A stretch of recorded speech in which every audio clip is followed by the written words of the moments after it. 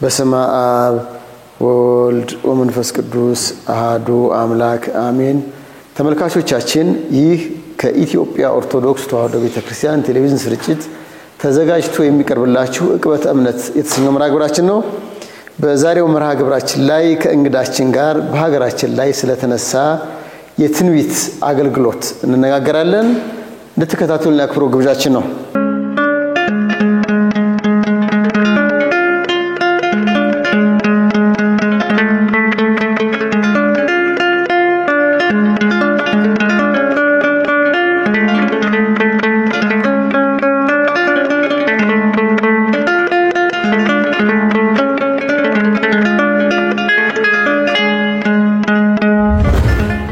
ስሞትና የመጡበትን ደብር ያስተዋውቁልን። መምህር ሲሳይ አበበ ባላለሁኝ ከምስካየ ኅዙናን መድኃኔዓለም ገዳም ነው የመጣሁት። መልካም። ዛሬ የምንነጋገረው በሀገራችን ላይ ትንቢት ትናገራለች ስለምትባል አንዲት ሴት ይሆናል። እሷም በተለያዩ ጊዜ በማህበራዊ ድረገጽ የተለያዩ ትንቢቶችን እየለቀቀች የተለያዩ መልእክቶችን ያስተላለፈች ትገኛለች። ከተናገረቻቸው ነገሮች መሃልም ደግሞ አስገራሚና አስደናቂ የሆኑ ሐሳቦችን አግኝተናል። በእነሱ ላይ ነው እንድንናገር የፈለኩት ዛሬ። እመቤታችን ቅድስት ድንግል ማርያምን ቤተ ክህነት አያስገቧትም ብላለች። ይሄ ነገር እውነት ነው ወይ? አዎ፣ እያንዳንዱን ነገር በመረጃ ነው የምናቀርበው። ራሷ ካለችው ቃል በቃል መረጃ በማቅረብ ነው እንጂ ይሄ ከንቱ የሆነ ስም ማጥፋት ሳይሆን በትክክለኛ በአንደኛው ቪዲዮ ጀምረን እያንዳንዱን መረጃዎች በደቂቃዎቹ እናቀርባለን። ለምሳሌ ይሄንን ያለችበት አንደኛው ቪዲዮ ላይ ነው። አንደኛው ቪዲዮ ላይ ልክ 17 ደቂቃ ከ23 ሰከንድ ስንደርስ እንኳን አንቺን እኔንም አያስገቡኝም አለችኝ። ታዲያ ለምን አመጣሽኝ እመቤቴ ስላት ትእዛዙን እንድትፈጽሚ ነው ታደርጊዋለሽ የሚለው ልትታይ ነው አለችኝ። አሁን ይሄ ሲታይ በእውነት እመቤታችንን ክብር ለስም አጠራሯ ክብር ይግባትና ማዋረድ ነው። እሷ ምልዕተ ጸጋ ናት፣ የሚከለክላት ነገር የለም። እንኳን እመቤታችን ቅድስት ድንግል ማርያም አይደለችም፣ ቅዱሳን እንኳን ሲበቁ የደረጃቸው 7ኛው ደረጃ ላይ ሁሰት ላይ ሲደርሱ ጠፈር ደፈር አይገድባቸው። ልክ እንደ ፀሐይ ብርሃን የፀሐይ ብርሃን በመስታወት ሲያልፍ የሚከለክለው ነገር እንደማይኖር ቅዱሳንም የፈለጉበት ድረስ መግባት ይችላሉ። ለምሳሌ በመጽሐፈ ነገሥት 2ኛ ምዕራፍ 6 ከቁጥር 8 እስከ 13 ላይ ነብዩ ኤልሳዕን እንመለከታለን። ነብዩ ኤልሳዕ እስራኤል ቁጭ ብሎ ሶሪያ ሀገር ውስጥ ምን እንደሚያደርጉ እስራኤል ላይ ምን እንደሚያሴሩ ተመልክቶ ነበር። ልክ እንደዚሁ እመቤታችን ቤተ ክህነት ውስጥ ለመግባት የሚከለክላት ነገር አይደለም። እመቤታችንን ማሳነስ ማዋረድ ነው ይሄ የሚሆነው። እመቤታችን ቅድስት ድንግል ማርያም ልክ እንደ ከነ ቅዱስ ጴጥሮስ የምትበልጥ ከሐዋርያት የምትበልጥ እናት ናት። የቅዱሳን ሁሉ እናት ናት። ቅዱስ ጴጥሮስ ሐናንያና ሰጲራ እቤታቸው የተማከሩትን ምን አድርገው እንደመጡ ካወቀ እመቤታችን ቤተ ክህነት ውስጥ የሚደረገውን ነገር እንደምታስገባትና እንደማያስገባት ራሷን የተላከችው ከሆነ ከሷ እንደሚያስገባትና እንደማያስገባት አስቀድማ ማወቅ ነበረባት። ትነግራት ነበር። አያስገቡሽም ግን ሂጂና ሞክሪ ነበር ማለት ያለባት። ሌላው ደግሞ ቀልድ የሆነው ቤተ ክህነት ውስጥ በዘርፋፋ ቀሚሷ ወረደች መጣችና ታዩ በቃ እንኳን አንቺን እኔንም አያስገቡኝም ማለት ገብቶ አያስገቡኝም ማለት ጨዋታ ነው የሚሆነው። በእውነት ይሄ እናታችን ቅድስት ድንግል ማርያም ላይ መቀለድ ነው የሚሆነው። ይሄንን ነው እንግዲህ በአንደኛው ቪዲዮ ላይ ያገኘ ነው። አስገራሚ ነው። በዚህ መንበረ ፓትርያርክ አጠገብ መንበረ ፓትርያርክ ቅድስተ ቅዱሳን ማርያም በቤተ ክህነት ውስጥ ነው ያለችው። በእያንዳንዱ የቤተ ክህነት መምሪያ ውስጥ የእናታችን የቅድስት ድንግል ማርያም ስዕል አድኖ ከልጇ ጋር አለ በሁሉም ቢሮ። የሚገርም ነው። እሱ ብቻ ነው እንዴ? እመቤታችን በማህሌቱም በሰዓታቱም ንኢ እያሉ የሚጠሯት ድንግል ማርያምን ነው። እነዚህን አባቶች አያስገቡኝም ብላለች። ስለዚህ ይሄ ስም ማጥፋት ሆም ብሎ የካህናትን ክብር ማውረድ፣ የቅዱስ ፓትርያርኩን ክብር ለማውረድ፣ የኤጲስቆጶሳቱን የጳጳሳቱን ክብር ለማውረድ ሆም ብላ ያደረገችው ስራ ነው። መልካም ነው። ሌላው ስለመጪው ጊዜ ትንቢት እናገራለሁ ትላለች። አንደኛ ትንቢት ስንት ምንጭ አለው? እሷ ከየትኛው ምንጭ ነው ትንቢት እየተናገረች ያለችው? ያው መጽሐፍ ቅዱሳችን እንደሚናገሩ እውነተኛ ነቢያት እንዳሉ ሐሰተኞች ነቢያት አሉ። ይሄ የመጨረሻው ዘመን ነው። በመጨረሻው ዘመን ደግሞ ጌታችን አምላካችን መድኃኒታችን ኢየሱስ ክርስቶስ ለስም አጠራሩ ክብር ይግባውና በማቴዎስ ወንጌል ምዕራፍ 24 ቁጥር 5 ብዙ ሐሰተኞች ነቢያት ይመጣሉ ብሎ አስቀድሞ ነግሮናል። ይሄ ድንቅ አይደለም፣ ቀድመን የተዘጋጀንበት ነገር ነው። ይመጣሉ ተብሏል። ይሄ ደግሞ እንደዚህ አይነት ሴት ነቢያት እውነተኛ ነቢያት አሉ፣ እውነት የሚናገሩ ሐሰተኞች ነቢያት ደግሞ በትንቢተ ሕዝቅኤል ምዕራፍ 13 ከቁጥር 17 እስከ 19 ላይ እንደዚህ ይላል። ከገዛ ልባቸው ትንቢት የሚናገሩ በሕዝብ ሴቶች ልጆች ላይ ፊትህን አድርግ፣ ትንቢትም ተናገርባቸው፣ እንዲህም በል ጌታ እግዚአብሔር እንዲህ ይላል፣ ነፍስን ለማጥመድ ለእጅ ድጋፍ ሁሉ መከዳ ለሚሰፉ ለሰው ሁሉ ራስ እንደ ቁመቱ ሽፋን ለሚሰሩ ሴቶች ወዮላቸው። የሕዝቤን ነፍስ ብታጠምዱ በውኑ ነፍሳችሁን ታድናላችሁን? ሞት የማይገባቸውን ነፍሳት ትገሉ ዘንድ በሕይወት መኖር የማይገባቸውን ነፍሳት በሕይወት ታኖሩ ዘንድ ስለ ጭብጥ ገብስና ስለ ቁራሽ እንጀራ በሕዝቤ ዘንድ አርክሳችሁኛል ይላል እግዚአብሔር። ስለ ጭብጥ ገብስ ብለማለስ ስለ ጭብጥ ገብስ ስለ ቁራሽ እንጀራ በሕዝቤ ዘንድ አርክሳችሁኛል ይላል። ይሄውን ሐሰተኛ ሴት ነቢያት እንደሚነሱ ነው። በትክክለኛ የምትናገራቸው ነገሮች አልፎ አልፎ የሆኑ ነገሮች ስለተሳኩ ትክክለኛ ናት ብለው ይደመድማሉ ተከታዮቿ።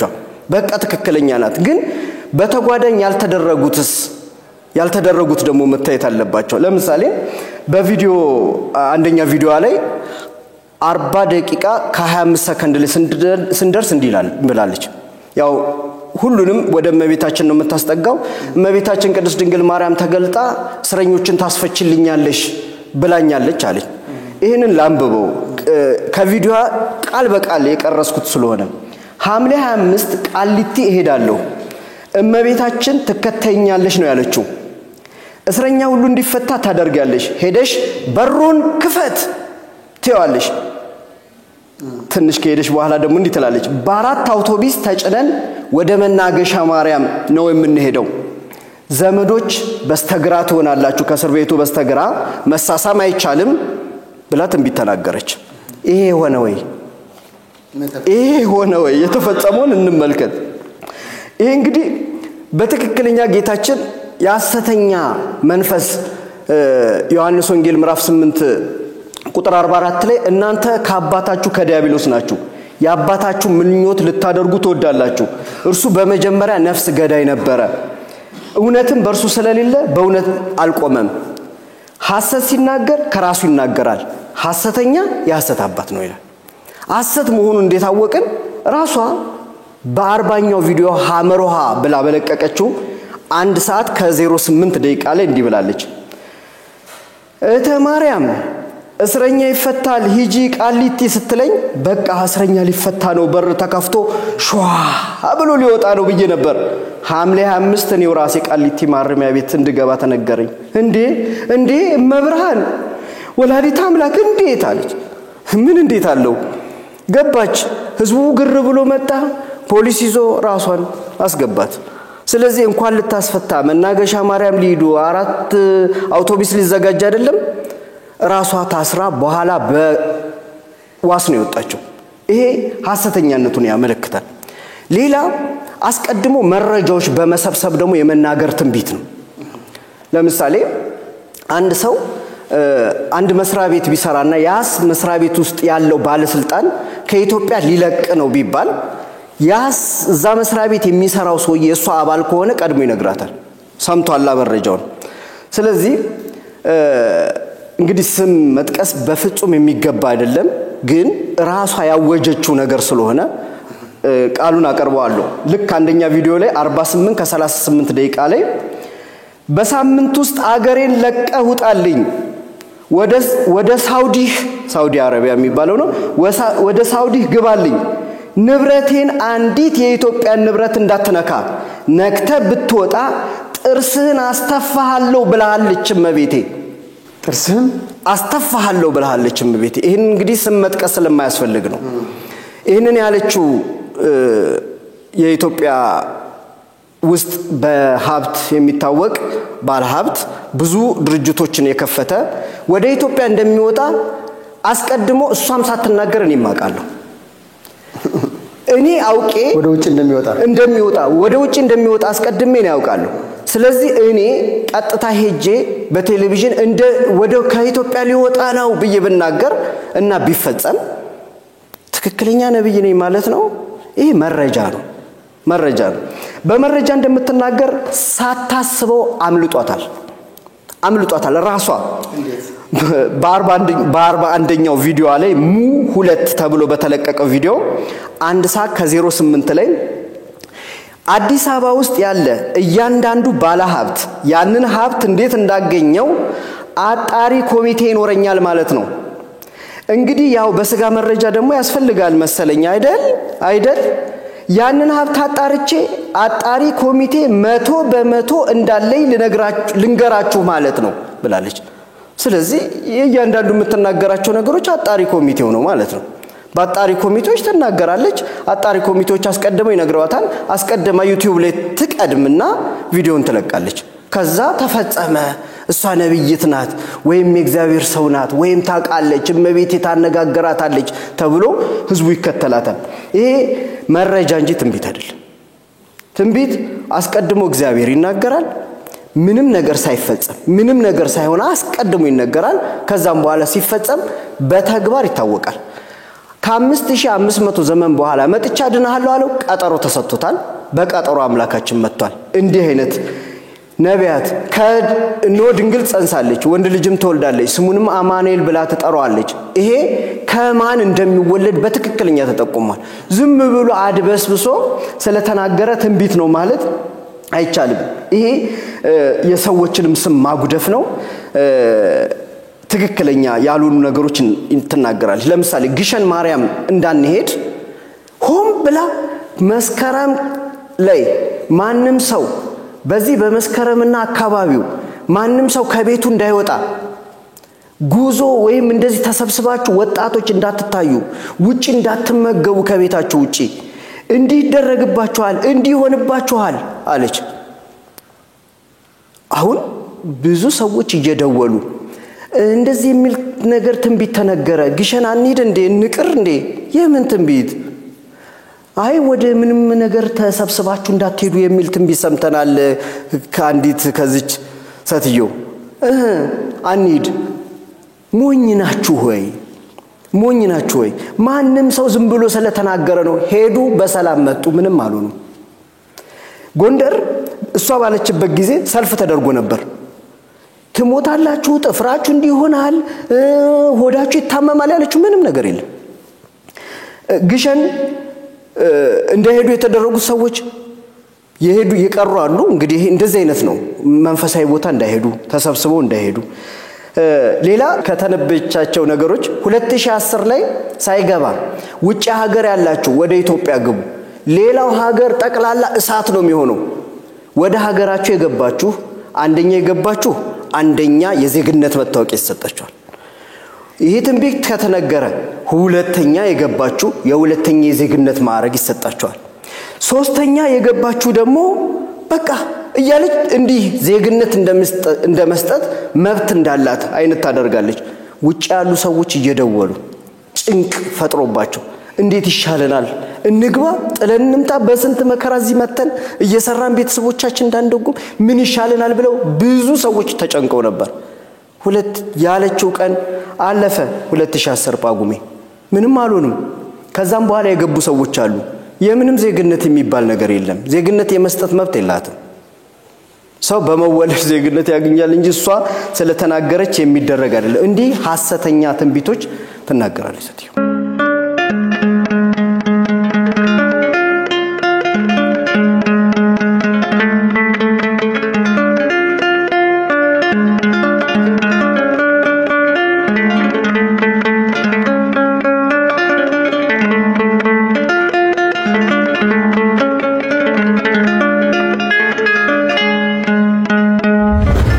ትንቢት ከሶስት ነገሮች ይመነጫል አንዱ ከኃጢአት ርቀው በጾም በጸሎት በጽድቅ ለሚኖሩ ቅዱሳን ከመንፈስ ቅዱስ ይመነጭላቸዋል ሁለተኛው በሜትሪዮሎጂ በታሪክ በፖለቲካ በምጣኔ ሀብት እና ሌሎች ትምህርቶች ላይ እስከ ሊቀጠበብትነት የደረሱ ባለሙያዎች የሰለጠኑ ጀማሪ አንባቢው አይደለም እነሱ ካላቸው ተሞክሮ በመነሳት ትናንት ያለውን ዛሬ ያለውን አይተው ነገ እንዲህ ይሆናል ብለው ትንቢት ይናገራሉ ሰዎች ናቸውና ሊሆንም ላይሆንም ይችላል ሶስተኛው ትንቢት ምንጩ ከአሳቹ ከክፉ መንፈስ ነው ይህች ሴትዮ እየተናገረች ያለችው ነገር የማይሆን የተተረማመሰ ነገር ነው ስለዚህ እሷን እየገፋት ያለው መንፈስ ምን ሊሆን ይችላል አሁን ምዕመናን እንዲገነዘቡት የሚያስፈልገው ማንንም ቅድስት ኦርቶዶክስ ተዋሕዶ ቤተክርስቲያን አትጣላም አታርቅም ዋናው ዓላማችን እሷም ቢሆን ከስተቷ እንድትመለስ ስም ማጥፋት አይደለም ስራችን በትክክለኛ በአንደኛው ቪዲዮ ላይ ራሷ መንፈስ እንዳለባት ተናግራለች በአንደኛ ቪዲዮ ላይ 5 ከ25 ደቂቃ ጀምሮ እስከ 7 ከ31 ድረስ ስንሰማ መንፈሱ ይቺ ሴት እንግሊዝ ሀገር ነበር የምትኖረው መጀመሪያ ከባሏ ጋራ እንግሊዝ ሀገር ነበር የምትኖረው እዛ እንግሊዝ ሀገር ያለች ምዕመናንን በጣም ታስቸግር እንደነበረች ይናገራሉ እዛ ሀገር ያሉ ሰዎች እና መንፈሱ በሚጮህ ጊዜ ትላለች አባቶች አይችሉትም ላይሽ ላይ ያለው መንፈስ ይጋፋናል ይሉ ነበር አሁን አባቶች የማይችሉት መንፈስ የለም አባቶች አይደለም የሚያስወጡት የእግዚአብሔር ስም ነው የሚያስወጣው ተከተልና መንፈሱ ቃል በቃል ሲናገር እሰማው ነበር ትላለች እያስጮሃት ግን መንፈሱን ተሰማው ነበር ማለት ነው በዚያ አነጋገር መንፈሱ የቤተ ክርስቲያንና አባቶች ይሳደብ ነበር ይላል አሁን ምዕመናን በደንብ አስተውሎ እንዲሰሙ የሚያስፈልገው በፊት የነበረባት መንፈስ እንዲወጣላት ሞክራ ከዛም በኋላ በመቤታችን በድንግል ማርያም ስም የመጣ አስወጥቼልሻለሁ እንዳላት ተናግራለች ነገር ግን ወጥቶላታል ወይ በምን ነው ከፍሬው ታውቋቸዋላችሁ ነው ከፍሬያቸው ታውቋቸዋላችሁ ነው የተባልነውኛ ከፍሬያቸው የምናቆነ አሁን መሳደቡን አቁሟል ወይ ቅዱስ ፓትርያርኩን መሳደብ አቁሟል ወይ ኤጲስቆጶሳትን መሳደብ አቁሟል ወይ ጳጳሳትን ካህናትን ዲያቆናትን ሰባኪያንን መሳደብ አቁሟል ወይ ስም እየጠራች ከፓትርያርክ ጀምሮ በቤተ ክርስቲያናችን ያሉን እኛ በደንብ ቃለ ወንጌልን ከነሱ የምንጠግብባቸው መምህራንን ስም ታዋርዳለች ይሄ ነገንም ላይ ይተበቃል ልክ ይሄ ነገር ሲለቀቅ ቀጥታ ባጣሪ ኮሚቴ እንደማለት ነው እንግዲህ ሄዳ ቤተሰቦቼን ልጆቼን ምን አይነት እንደሆንኩኝ ምን ስሰራ እንደሰነበርኩ ታጣራና ስም ታጠፋለች የሚሳደብ መንፈስ ከሆነ ይሄ የሚሳደቡ መንፈስ ድሮ የሚሳደብ ነበር አሁንም አለባት ማለት ነው በምንድነው ለውጥ አላመጣችም ትህትና የሚባለውን ማስመሰል እንጂ በትህትና የምትናገረው በትክክለኛ ተሳደባል እገሌ አባት ግብረ ሰዶም አለብህ ካህን ስም ጠርታ ማለት ነው እገሌ እንደዚህ እንዲነ እያለች ስም ታዋርዳለች ይሄ መንፈስ በዮሐንስ ራእይ ምዕራፍ 13 ቁጥር 5 ላይ ያለው ታላቅ ነገርና ስድብ የሚናገርበት አፍ ተሰጠው የተባለው ዘንዶ ነው ዘንዶ እንዲሳደቡ ያደርጋል አባቶቻችን በትግስት ስላዩት በትግስት ነገሮቹን ማየት ስለሚገባቸው ታግሰው ስላዩ እንደ ልቧ እንድትሳደብ የተፈቀደላት ይመስላል አንድ ነገር ዝም ከተባለና ከተለመደ የተፈቀደ ይመስላል ግን ትክክል አይደለም አባቶችን ልትናገርብን አይገባም ይሄ መንፈስ እንዳለባት ማሳያ ነው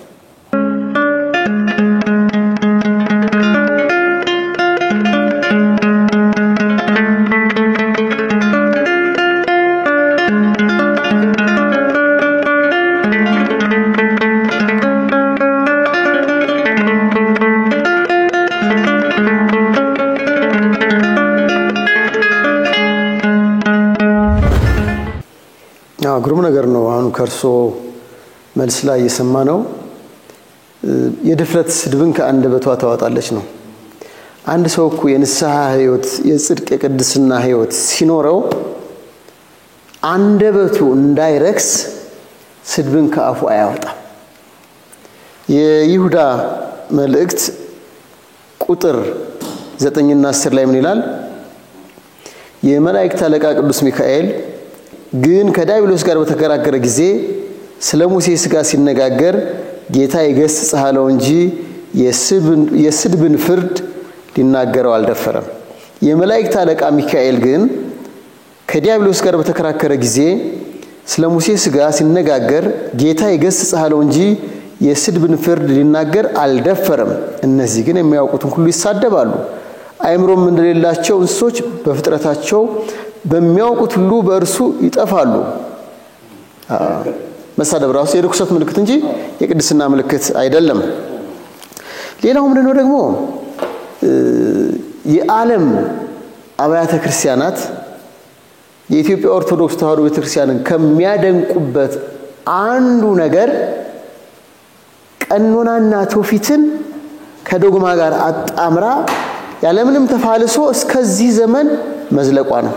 ይህችው ሴት የኢትዮጵያ ኦርቶዶክስ ተዋሕዶ ቤተክርስቲያን በአብይ ጾም ላይ የምታስተላልፈው የጾም ቀናት ስህተት ነው ማለት ትቃወማለች። እንዴት ነው የሚያዩት? የሚገርም ነው። በአንደበቷ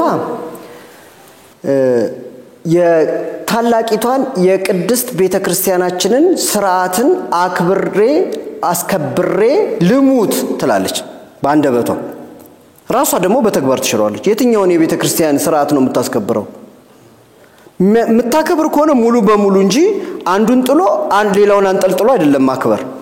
የቤተክርስቲያናችን ከሆነ ቅዱስ ሲኖዶስ በትክክለኛ ያስቀመጠውን ስርዓት በፍትሐ ነገሥቱ ያለውን ስርዓት ነው እንጂ የምታስከብር ካስከበረች። ነገር ግን እሷ የፋሲካ ጾምን ታላቋ ጾም ነው የሚባለው አለች እመብርሃን። ሁሉም የሚሳበበው በእመብርሃን ነው፣ ተገልጦልኝ ነው ለማለት ማለት ነው። ትቀጥልና ከሰባቱ አጽዋማት ጋር የአብይ ጾም አይደመርም አለች። በእውነት ያሳዝናል። ይሄ በመጽሐፈ ምሳሌ ምዕራፍ 22 ቁጥር 28 ላይ አባቶች የሰሩትን የቀድሞውን የድንበር ምልክት አታፍርስ ያለውን መጻረር ነው። አባቶቻችን በትክክለኛ በፍትሐ ነገሥት አንቀጽ 15 ላይ አብይ ጾም ከሰባቱ አጽዋማት አንደኛው ታላቁ ጾም መሆኑን አስቀምጧል። አይደመርም አይቆጠርም የሚባል ነገር የለም። ይሄ የአባቶችን ትምህርት ማፍለስ ነው። ይሄ ብቻ አይደለም። አብይ ጾምን ስትጾሙ 55 ቀን እንዳትጾሙ ብላለች። 40 ቀን ጾሙ። ምእመናን 40 ቀን ነው መጾም ያለባቸው። እንደውም ስትናገር ቄሶች ግን የንስሐ ልጆችን ኃጢያት ለመሸከም 40 ቀናት ውስጥ 15ቱን ቀን ይጾሙ። 15ቱን ቀን ለንስሐ አባቶች ተሰጠ ማለት ነው። 40 ቀን እነሱ ጾመው ሲያበቁ እኛን ጾማለን ደሞ ቀጥሎ ምእመናን ማለት ነው። እንደሱ አነጋገር ይሄ አዲስ ሕግ ነው። አዲስ ይወጣ በሷ ሕግ ይወጣ እንጂ በቤተክርስቲያናችን የለም። 55ቱም ቀን ሲጾም ቅዳሴ አለ። የንስሐ አባት የሚሆኑት ካህናት ናቸው። ቅዳሴ ካለ በቤተክርስቲያን ደግሞ ዲያቆናት ይገባሉ። ዲያቆናት የንስሐ ልጆች የሏቸውም። ስለዚህ ቅዳሴ ሲገቡ እነሱ ሳይጾሙ ሊገቡ ነው። ካህኑ ብቻ ከሆነ የሚጾመው ዲያቆኑ አይጾምም ማለት ነው። 15 ቀን እየበላ ሊቀድስ። ይሄ ምንም ያልተማረ ሰው እንኳን እንዲህ አይልም። በእውነት እንዲህ አይዳፈርም። ይሄ የመንፈስ የሆነ የርኩስ መንፈስ አይነት አሰራር ነው።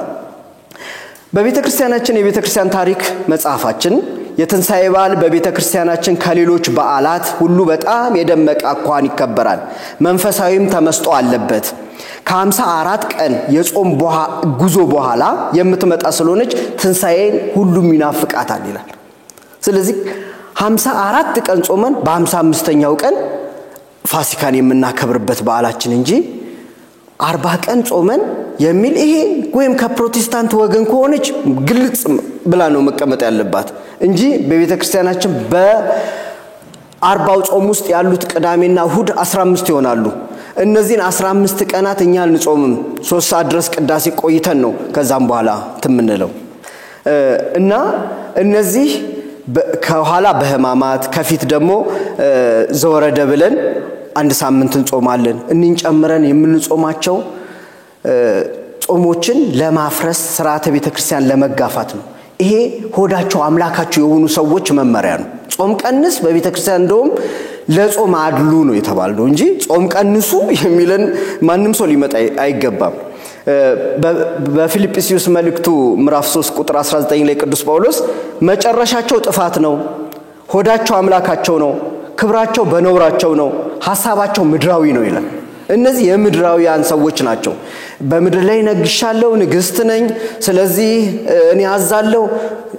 የድፍረት ቅዱስ ሲኖዶሱን አዛለሁ፣ እኔ በዚህ ወንበር ተቀምጬ በዙፋኔ 21 ዓመት ቅዱስ ሲኖዶሱን አዛለሁ የምትል ቅዱስ ሲኖዶሱን ሴት አዛው አታውቅም። ይሄ ድፍረት ነው። ቅዱስ ሲኖዶስን ምእመን አዞት አያውቅም። ስለዚህ እንዲህ አይነት ጾምን ለመቀነስ ስለተቀነሰልኝ ወደዛ ገባሉ የሚሉ ሰዎች ከኖሩ እንግዲህ ለገዛ ሆዳቸው እንጂ ለጌታችን ለኢየሱስ ክርስቶስ አይገዙም ያለውን ቃል ነውና እንዲህ ጾሞችን የመቀነስ ነገሮችን ትናገራለች። ይሄ ሥርዓተ ቤተክርስቲያን ይሄ ብቻ አይደለም። ሥርዓተ ቤተክርስቲያን በእያንዳንዱ ስናያቸው ሥርዓተ ቤተክርስቲያን የማፍለስ ነው አሰራሯ። ሌላው ምንድነው? በአንገታችሁ ላይ የወርቅና የብር መስቀል አትሰሩ የሚል ትምህርት አምጥታለች። የሷ ምክንያት አምላካችን የተሰቀለው በእንጨት መስቀል ላይ ነው። በእንጨት መስቀል ላይ ስለሆነ የወርቅ የብር የፕላስቲክ መስቀል የምታደርጉ አውልቁና የእንጨት መስቀላችሁን አድርጉ። ጌታ በወርቅና በብር መስቀል አልተሰቀለም በእንጨት ላይ ነው ብላለች ወላዲተ አምላክ። ያለችው ማናት? ወላዲተ አምላክ ተብሎ ነው የሚሳበበው። እርግጥ ነው በቅድስት ኦርቶዶክስ ተዋሕዶ ቤተክርስቲያናችን እኛ አምላካችን ጌታችን መድኃኒታችን ኢየሱስ ክርስቶስ በእንጨት መስቀል ላይ ነው ተሰቀለ ብለን የምናምነው እንጂ በወርቅና በብር ወይም በብረት ላይ ተሰቀለ ብለን አናምንም። መጀመሪያ ሲጀመር አላልንም፣ ያላልነው ነው። ነገር ግን የእንጨት መስቀል ሲሆን ዕፀ መስቀሉን የተሰቀለበትን በወርቅ መስቀል ስናደርግ ደግሞ የአምላካችን ንጽሐ ባህሪውን ወርቅ ጽሩይ ነው ንጽሐ ባህሪውን ለማሳየት፣ የብር ከሆነ ደግሞ ይሁዳ በ30 ብር ጌታችንን እንደሸጠው ለማመልከት፣ የብረት መስቀል ብናደርግ ጌታችን በጦር ተወጋ፣ በመስማር በብረት መስማር ተቸነከረ ለማለት፣ በመዳብም መዳብ ሲመለከቱት ደም ይመስላል፣ በወርቀ ደሙ ካሰን ለማለት ያንን ለማስታወስ እንጂ ጌታችን በእንጨት መስቀል አልተሰቀለም ለማለት አይደለም። ራሷ በተናገረችው ይሄ ጽላቱ ቤት ይገኛል ባለችው ቪዲዮ ላይ ነው 16 ከ33 ደቂቃ ላይ ሌላም ጥርፈት ተናግራለች። አባቶች የወርቅም የብር መስቀል መያዝ ይችላሉ በእጃቸው፣ እኛን ግን ማሳለም የሚችሉት በእንጨት መስቀል ነው ብላ ተናገረች። ቀጠል አደረገችና ልንሳለም የሚገባን የእንጨት መስቀል ነው አለች። እሺ ከያዙ እንደገና ደግሞ ሌላ የእንጨት መስቀል ሁለት ሊይዙ ነው ማለት ነው። ሰው ሊያሳልሙ ሲፈልጉ የእንጨት መስቀላቸውን አውጥተው ሊያሳልሙ፣ መያዝ ከቻሉ የሚይዙት ለምንድን ነው? ለመባረክ ነው። እንዲህ አይነት የወረደ ንግግር በእውነት ሥርዓተ ቤተክርስቲያንን የሚጋፋ ትምህርት የሚደንቀው ቤተክርስቲያንን ለመክፈል ሴራ ይዛ የመጣች ሴት መሆኗን የሚታወቀው ካህናትን እየሰበሰበች ነው። በመንገል ላይ ያሉ ካህናትን ጥሩ ነው መደገፏን እኔ አልነቅፍም፣ ጥሩ ነው ከደገፈቻቸው። ግን ዓላማው ሌላ ነው፣ ቤተክርስቲያንን ለመክፈል ነው። እነዚህ ካህናት ላይ የራሷ ፓትርያርክ አዘጋጅታለች። ሸምገል ያሉ ናቸው ብላለች። መልካቸው ሙሉ ተዘጋጅቷል ማለት ነው። ሸምገል ያሉ ናቸው፣ መስቀል እርግጥ ይይዛሉ ትላለች ባንደበቷ። መስቀል እርግጥ ይይዛሉ፣ ነገር ግን ማሳለም አይወዱም። ልትሳለሙ ብትመጡ በመስቀሉ ነው የሚመቷቸው። ምን አይነት ፓትርያርክ ነው? የሚማታ ዱለኛ ፓትርያርክ። እንደዚህ አይነት ፓትርያርክ የትኛውም ሀገር ውስጥ የለም። መስቀል የሰላም ምልክት ነው። መስቀል በረከት የምናገኝበት መባረኪያችን እንጂ መስቀል መደብደቢያችን፣ መስቀል እኛን መገፍተር አይደለም እዛ ገፍትረው ነው የሚጥሏችሁ ካለ እሷ ላይ ያለው መንፈስ ያደረባቸው ሌላ ነገር ልታመጣብን ነው ማለት ነው ምእመናን መጠንቀቅ አለብን እነማን ናቸው የሚያሳልሙት እንደዚህ አይነት ጋይዳችሁ የምትሳለው ምንድነው ይሄ ስለዚህ ይሄ እንዲ የወረደ ንግግሮች ስርዓተ ቤተክርስቲያን የሚጋፉ ነገሮች ናቸው በብዛት የምትናገሩ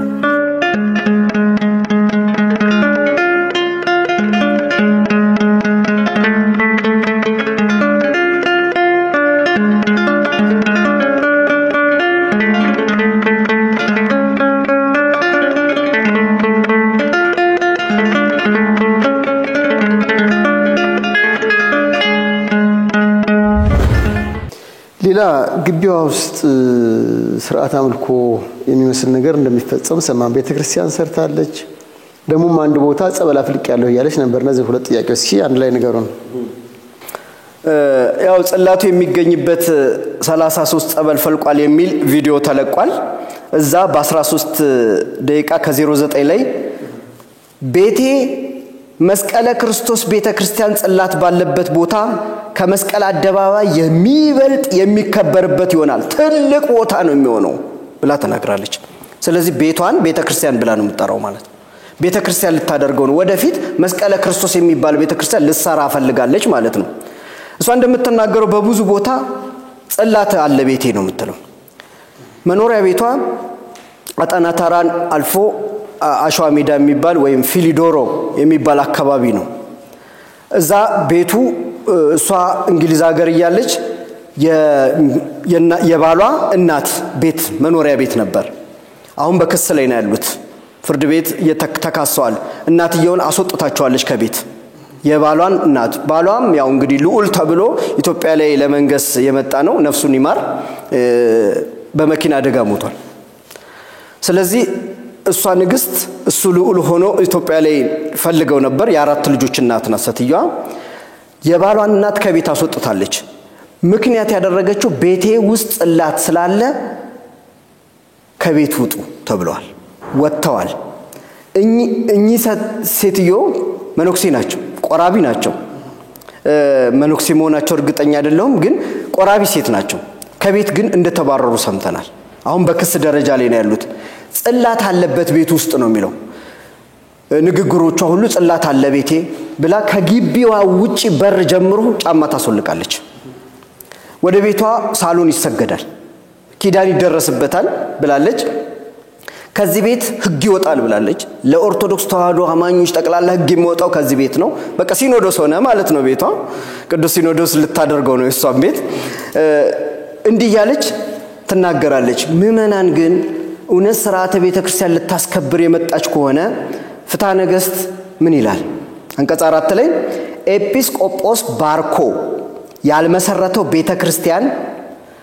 ቤተክርስቲያን ሳይሆን ተራ መኖሪያ ቤት ነው ለስጋዊ ጥቅም ካልሆነ በስተቀር የእግዚአብሔር ጸጋ አይተላለፍበትም የሚል ሕጋለን ስለዚህ ተራ ቤት ነው ለምንድን ነው ወደ ተራ ቤት እየተሰበሰባችሁ የምትሰግዱት ቤተክርስቲያን አጣን ወይ ህዝቤ ሆይ ወደ ቤት ግባ ቤተክርስቲያን አለች ቅድስት ቤተክርስቲያን ጽላቱ ያለበት ጽላቱ ቤቴ ውስጥ አለ ተብሎ ቁፋሮ ይደረጋል ነው የምትለው እስከ ዛሬ አልወጣም ከ2007 ጀምሮ እስካሁን ድረስ ናት ይሄን የምታደርገው ጸበል አካባቢ ላይ ይፈልቃል ብዙ ድውያን ይፈወሳሉ ብላ ህዝቡን አሰብስባ ስታስቆፍር ነበር ፖሊስ ነገሩን ደረሰበት እንግዲህ መቤታችን ከሆነች ያለችው መዘጋት የለበትም ነበር ጉድጓዱ 33 ጸበል አለ እዚህ የሚፈልቅ ብላ ፖሊስ ደረሰበት ምንድነው ይሄ የጸበል ቦታ ነው ዝጉ ይሄ ቤተክርስቲያን አይደለም ይሄ መኖሪያ አካባቢ ነው ብሎ አልዘጋም አለች አልዘጋም ራስ ዝጋው ከፈለካለች ያው መንግስት በራሱ መንገድ ያዘጋው መሰለኝ እቤቷ ግቢ ውስጥ ያለው ብቻ እስካሁን በሚለቀቀው ቪዲዮ ላይ ጉድጓድ የምታዩት ጸበል ተብሎ ግን አልፈለቀም የፈለቀ ነገር የለም እንግዲህ ይሄ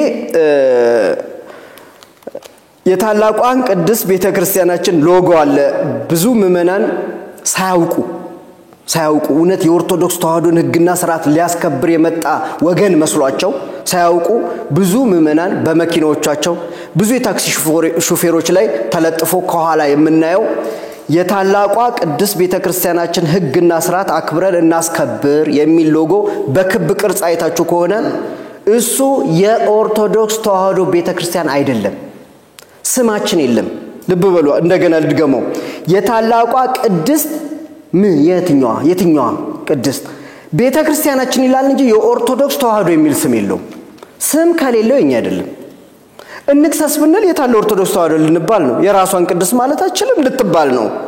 እቺ አካሄዷ ገና አስቀድመ ያወቀች ሴት ናት። እንዲሁም ብላ ሴራ ያዘች ናት። ስለዚህ የኦርቶዶክስ ተዋህዶ የሚል እስከሌለበት ድረስ እውነተኛ የኦርቶዶክስ ተዋህዶ ልጆች ከሆናችሁ ከመኪናችሁ ላይ አውሱ። ይሄ የኛ አይደለም። ታላቅ እውነት የምታስከብር ከሆነ አክብራ ነው። ሳታከብር አክብሩ የምትል ከሆነ ይሄ አታላይነት ነው። ስለዚህ ጸበል አፍልቅ ያለው የምትለው ሻወር ነው። ሻወሯን ነው ጸበል የምትለው። ሻወር ቤቷን እንደ ጸበል እየተጠቀሙበት ነው። ምእመናን ቤተክርስቲያን አለን። ጸበል የፈለቁ በአባቶች የተባረኩ ጸበሎች አሉን። እዛ ሄደን ነው መጠመቅ ያለብን። በሽተኞች ካላችሁ የቤታችሁን ሻወር ጸበል አድርግልኝ ብላችሁ ተጠመቁ ይሆንላችኋል። ይሄ ክደት ማስተማር ነው። ቤተክርስቲያን ነው ሄደው መጠመቅ ያለባቸው። የቤታቸው ሻወር ውሃ ነው እንጂ ጸበል አይደለም። መሆን ያለበት ቤተክርስቲያን በአባቶች መስቀል የተባረከው ብቻ ነው። ስለዚህ ይሄ አጋንንት እንዳይወጣባቸው እሷ ጋም የሚሄዱ ባጋንንት እየተያዙ እንደሆነ ብዙ ከሷ የወጡ ሰዎች እያሰቃየኝ ነው ይላሉ። ከሷ የወጡ ሰዎች ይያዛሉ በመንፈሱ ከዛም በኋላ ይሰቃያሉ። እቺን ነው ተጠቅማ ብዙዎችን ያስፈራራች ያለውች ወደ መጨረሻ እንመጣበታለን። ስለዚህ ጸበል ከሄዱ ይዋረዳሉ። ደሞ የሚሄዱ ሰዎች አሉ እንዲሁ ያስለፈለፋቸው ሰዎች ቦታውን አንጠቅስም ግን ስም ሳንጠቅስ እንዲህ እያደረጋቸው እንዳስለፈለፋቸው የሷ ተልከው የመጡ ሰዎች እንዲህ እንደሚያስለፈልፋቸው መታወቅ አለበት። ስለዚህ ጸበል አይደለም ሻወር ነው።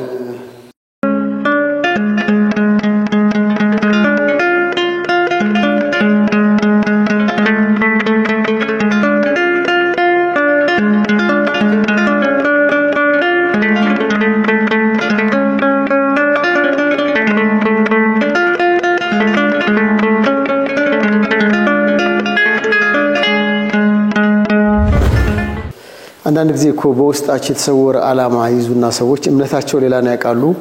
ሰውን በእንዲህ አይነት ነገር አታለው በኋላ ወደ ሌላ መንገድ ያስገቡታል። ማርያምን ለማስካድ አማላጅነቷን ክርስቶስን ለማስካድ የሚጠቀሙበት መንገድ ይኖራቸዋል ለየመንገዳቸው። ሌላው ደግሞ ምንድነው አስተምህሯ ቅድስት ድንግል ማርያም እመቤት አትባልም ብላለች። ይሄንን ቃል በቃል አንብበው። ምክንያቱም የዶግማ ጉዳይ ነው። ዶግማችንን የሚያፈርስ ጉዳይ ነው የተናገረችው። ቪዲዮ 48 ቁ የሚለው ፊደል ነው። 45 ከ20 ሰከንድ ላይ ሲደርሱ የምሰሙት ነው። ዓላማዋ የመጀመሪያው ሲጀመር በግዕዝ ነው መጸለይ ያለብን እንጂ በአማርኛም በትግርኛም በምንም አይደለም የሚል ነበር የተነሳቸው። እንግዲህ እመቤታችን ተገልጣ ውዳሴ ማርያም አሁን በተለያዩ ቋንቋዎች እየተተረጎመ ነው። በአማርኛው ያለው በግዕዝ ያለው ወደ አማርኛ በፊት እንደተተረጎመው ወደ ኦሮምኛም ወደ ትግርኛም እየተተረጎሙ ያሉ መጻፍቶችን ነው እንግዲህ ስትነቅፍ የሚሰማው። እንዲህ ይላል ቃል በቃል አንብበው። አማርኛና ትግርኛ የጸሎት መጽሐፍ ታትመው ይወጡ አሉ። እነርሱን እንተዋቸዋለን። የአምላክ እናት ምን ብላለች? እኔም እናንተም የለመድነው ቃል አለ። ልፍ ብዬ ነው ያነበብኩት። እኔም እናንተም የለመድነው ቃል አለ። እመቤታችን አይባልም ነው የተባልኩት። በጠንቋይም ቤት የሚሰገድላት እመቤት ትባላለች። ዛሬም በሀብታም ቤቶች ውስጥ አሰሪዎቻቸው የሚባሉት እመቤት፣ የኔ እመቤት ወዘተ እንደዚህ አይነት ነገር የሚባሉት። የአምላክ እናት ደግሞ የራሷ ስም አላት የምትባለው ወላዲት አምላክ ነው። ይሄን አንነቅፍም፣ ትክክል ነው። ወላዲት አምላክ ትባላለች። ቀጠል ታደርግና እኔም እናንተም እመቤታችን ስለለመደብን ነው እንጂ ወላዲት አምላክ ነው የምትባለው። ይህንን እንግዲህ ብዙ ህዝብ የሚስማማበት ነው፣ አባቶችም የሚያምኑበት ነው። ጠንቋይም በጠራንበት አንደበታችን ወላዲት አምላክ ልንጠራት አይገባም። ይሄ አባታችን በእውነት አባቶች የሚያምኑበት ነው። እመቤታችን አትበሉ ነው እንግዲህ አሁን ይሄ ከመናፍቃን የተኮረጀ ነው። ከመናፍቃን የተኮረጀ ነገር ነው። ጠንቋይ በጠራንበት አንደበትን ካለች እሷ የጠራችውስ ጠንቋይ ካለ እመቤት ብላ ትቶ ትክክል አይደለም። እሷ ማቆም ያለባት ጠንቋይን እመቤት ማለት ነው እንጂ እመቤታችንን እመቤት ማለት አይደለም መቆም ያለበት። ለምሳሌ አንዳንድ ጠንቋዮች አባባ የሚባሉ አሉ፣ ወንዶች አባባ ገሌ ጠንቋይ የሚባሉ አሉ። ስለዚህ በኤፌሶን ምዕራፍ 8 ቁጥር 18 ላይ አባት ብለን የምንጮህበት የልጅነት መንፈስ ተሰጠን የሚለውንም አባታችን እግዚአብሔርንም አባት ማለት ልናቆም ነው ጠንቋይ አባባ ተብሏልና እንዴ! እመቤታችን ከሁሉም የበለጠች እመቤት ናት። ንግስት በምድር ላይ ያሉ ንግስተ ነገስታት ናት። እመቤታችን ከሁሉም የላቀች እመቤት ናት። እንዲህ ከሆነ ቅዱስ ዮሐንስ በመልእክቱ በሁለተኛ መልእክቱ ምዕራፍ 1 ከቁጥር 1 እስከ 2 ላይ ከኔ ከቀሲስ በእውነት ለምወዳቸውና እኔ ብቻ ሳልሆን እውነትን ለሚያውቁ ሁሉ ደግሞ የሚወዷችሁ ለተመረጠች እመቤትና ለልጆቿ ብሎ የላከላት መልእክት እመቤት ብሏታል። ስለዚህ እቺ ሴት ጠንቋይ ናት ማለት ነው። እንዴት ይሆናል? ሁለተኛ ዮሐንስ ደግሞ እንመልከት ቁጥር 5 ላይ ሁለተኛ ዮሐንስ መልእክቱ ያው አንድ ነው ምዕራፉ ቁጥር 5 ላይ እመቤት ሆይ እርስ በርሳችን እንዋደድ ዘንድ እንለምንሻለን ብሏታል። እንግዲህ ይሄም መፋቅ አለበት ማለት ነው። መልአክ ተገልጦ በኦሪት ዘፍጥረት ምዕራፍ 16 ቁጥር 19 ላይ አጋርን ምን ብሏት ነበር? የእግዚአብሔር መልአክ ወደ እመቤትሽ ተመለሺ ብሏታል። ስለዚህ ቅድስት ሳራ እናታችን ጠንቋይ ናት ማለት ነው። ጠንቋይ ብቻ ነው የሚጠራው ከተባለ አንዳንዶቹ ሲከራከሩ ወይም ሲናገሩ የሚሰሙት እነሱ ስለወሰዱት በአሁኑ ጊዜ እመቤት የሚለውን ጠንቋዮችን ስለወሰዱት እንተወው ነው ያለችው እንጂ እመቤት አትበሉ ለማለት አይደለም። እነሱ ይተው፣ ጠንቋዮቹ ይሄንን በዚህ መጠራት ይተው ያቁሙ እንጂ እመቤታችን እመቤት መባሏን አታቆም። እንዲህ ከሆነ ከማን ጋር ነው የምንጋጨው? ከቅዱስ ኤፍሬም ጋር ነው የምንጋጨው። ለምሳሌ በረቡዕ ውዳሴ ማርያም አንቀጽ 2 ላይ አምላክን የወለድሽ እመቤታችን ሆይ ትውልድ ሁሉ አንቺን ብቻ ያመሰግኑሻል ይላል። ስለዚህ እመቤት ይሄንን ልንፍቀው ነው ወይስ ምእመናን እሷን የምትከተሉ ሰዎች እዚህ ውዳሴ ማርያም ላይ ስትደርሱ አምላክን የወለድሽ ካላችሁ በኋላ እመቤታችን ሆይ ትውልድ ሁሉ አንቺን ብቻ ያመሰግኑሻል የሚለው ልትፍቁት ነው? እንደገና በሐሙስ ውዳሴ ማርያም አንቀጽ 2 እሱም ላይ አምላክን የወለድሽ እመቤታችን ሆይ ሁላችን እናገንሻለን ይላል። ልክ እንዲሁም አርብ አንቀጽ 2 ላይ ውዳሴ ማርያም ማለት ነው አምላክን የወለድሽ እመቤታችን ሆይ የብርሃን እናት ነሽና አንቺን ብቻሽን በክብር በምስጋና እናገንሻለን ይላል። እኒህን እመቤት የሚሉት ምን ልናደርጋቸው ነው? እንግዲህ ቅዱስ ኤፍሬም ተሳስቶ ነበር እንደማለት ነው። ሌሎቹም ቅዱሳን ቅዱስ ያሬድ ባንቀጸ ብርሃን ግን የሚከተሉት ካህናት ውዳሴ ማርያም የሚደግሙ ናቸው። እንግዲህ ከሆኑ እንግዲህ ይሄንን ለምን አላረሟትም? ካለዛ ማረም ነበርባቸው። ቅዱስ ያሬድ አምላክን የወለድሽ እመቤታችን ድንግል ማርያም ሆይ ከተለዩ የተለየሽ የመለኮት ማደሪያ ነሽ እያለ ያወድሳታል። እኒህን ሁሉ ልንፍቅ ነው ወይ እንዴ? አባታችን ብዙ የምንዘረዝረው ነገር አለ። በአርጋኖን መጽሐፍ ላይ እመቤት የማይልበት ቦታ የለም። እኒህን ሁሉ ነው የሻረችው ማለት ነው። ይሄ የዶግማ ጉዳይ ነው።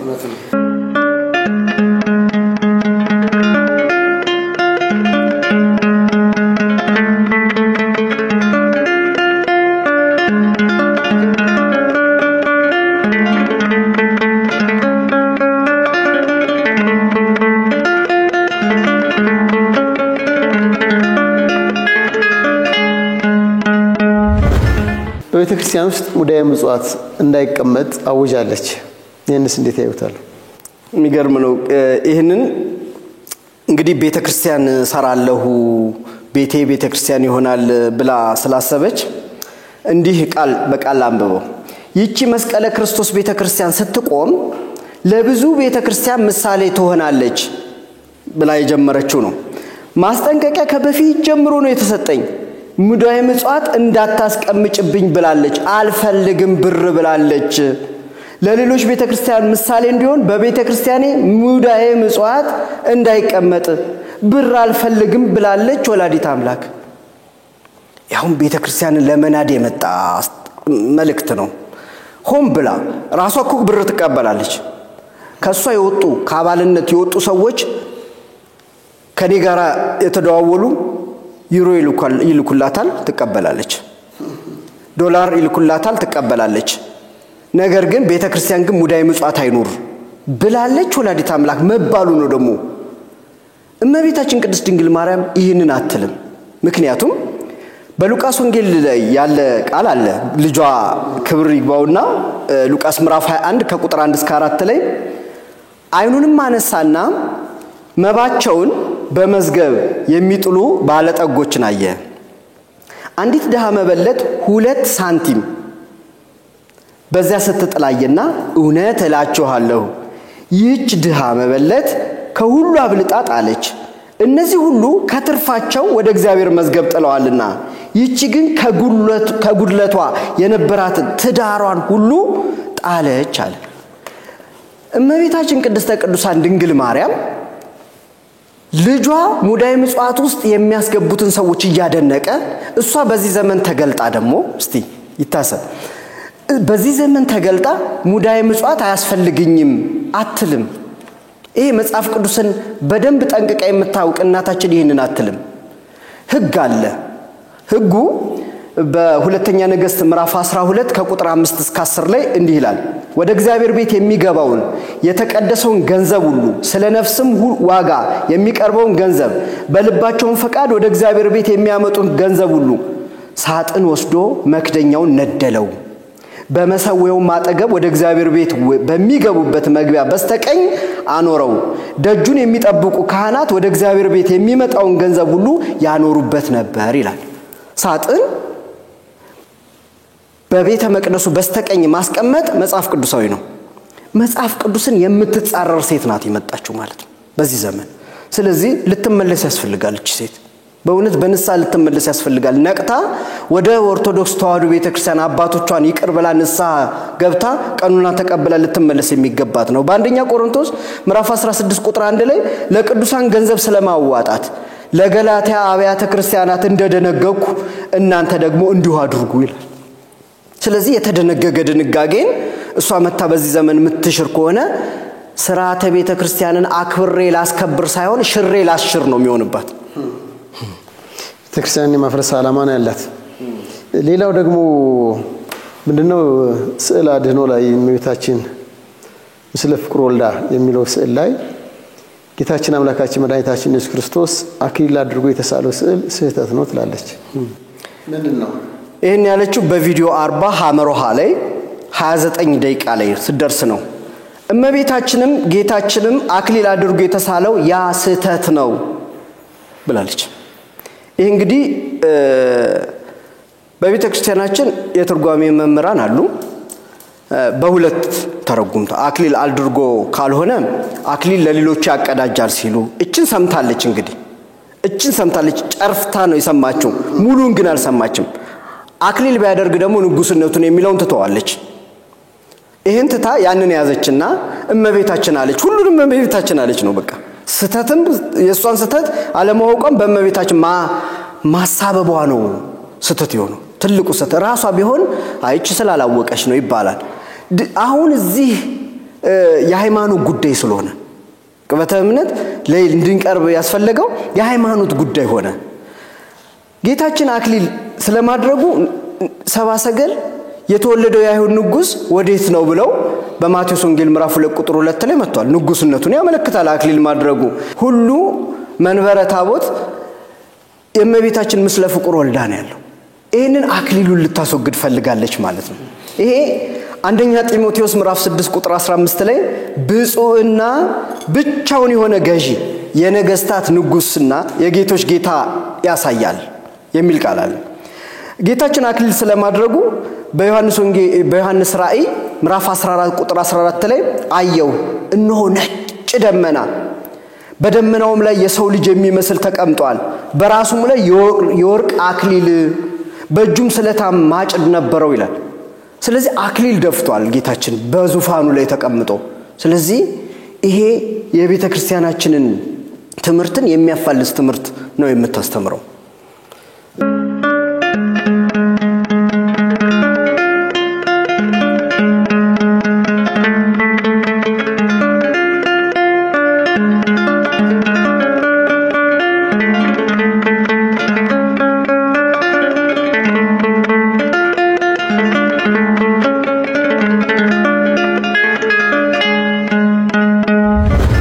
ሌላው ደግሞ ምንድነው የእናታችን የቅድስት ኪዳነ ምሕረትን ስዕል ተቃውማለች አዎ ይሄንንም በቪዲዮ 13 ላይ ነው የሚገኘው 29 ደቂቃ ላይ ሲደርስ በእንቁ ልደታ ቤተክርስቲያን ትላለች ቦታ ጠቁማ በሷ አነጋገር ቃል በቃል አንብበው ነው ትታው ነው ሌላውን ሁሉ በእንቁ ልደታ ቤተክርስቲያን ውስጥ ያየውት ስዕል እመቤታችን እጇን ዘርግታ ስለዋታል እመቤታችን አየሽው ይሄውልሽ እንዴት አድርገው እንደሳሉኝ ኪዳነ ምሕረት ብላችሁ ብዙዎቻችሁ የምታምኑ አላችሁ ኪዳነ ምሕረት የምትሉት እሱ ስተት ነው ብላለች ይሄ በርግጥ እውነቱን እውነት ማለት ስለሚገባን ስለ ስዕል ጉዳይ ጥሩ መክራለች መኪና ላይ አትለጥፉ መኪና ላይ ፀሐይ እንት ሲለው ይወይባል እንትኑ ይበላሻል ስዕሉ በክብር ያዙት እነዚህ ጥሩ ትምህርቶች ናቸው እውነቱን እውነት ማለት ስለሚገባን ትክክል ያልሆነው ነው የምንናገረው ትክክል ብዙ እኮ ተናግራለች ይላሉ ምእመናን ትክክል ተናግረው ይሆናል ነገር ግን ትንሽ ቀዳዳ ትልቁን መርከብ ያሰምጣል መጽሐፍ ቅዱስ ወይናችን አብቧል ወይናችንን የሚያበላሹ ትናንሹን ቀበሮች አጥምዳችሁ ያዙልኝ ይላል እንዲህ የሚል ቃል አለ መኃልየ መጽሐፍ ላይ ስለዚህ ጥቃቅን ነገሮች መተው የለባቸው ኑፋቄ ነው የኑፋቄ ትንሽ የለውም መወገድ ካለበት ይሄ ስዕል ግን የሚገርም ነው በግብጽ ኦርቶዶክስ ተዋሕዶ ቤተክርስቲያን ፖርት ሳይድ ከተማ የሚገኝ ነው ላይ ግብጽ ውስጥ ነው የቁስቋም ገዳም ውስጥ የሚገኝ ነው ያው እሷ የነቀፈችውና በቪዲዮ ፊት ለፊት ያመጣችው የእመቤታችን የኪዳነ ምሕረት ስዕል ዘይት ያፈልቃል እስካሁን ድረስ ዘይት ያፈልቃል ታዲያ እመቤታችን ግብጽ ላይ ታምር እየሰራችበት ኢትዮጵያ ተገልጻ ትክክል አይደለም ትላለች ይሄንን ነው ማገናዘብ የሚያስፈልገው ብዙ ተአምራት የሚደረጉበት ስዕል ነው ይህ ስዕል የጸጉሯን ማሳየት የለባትም ትክክል ነው አንነቅፎም ጸጉር መታየት የለበትም መሸፋፈን አለባት ትክክል ነው ነገር ግን ጸጉሯን ተሸንፍና ያለችውን አምጥታ ግን ይሄ ትክክል አይደለም ብሎ መንቀፍ ይሄ ቤተክርስቲያንን መቃወም ነው ማለት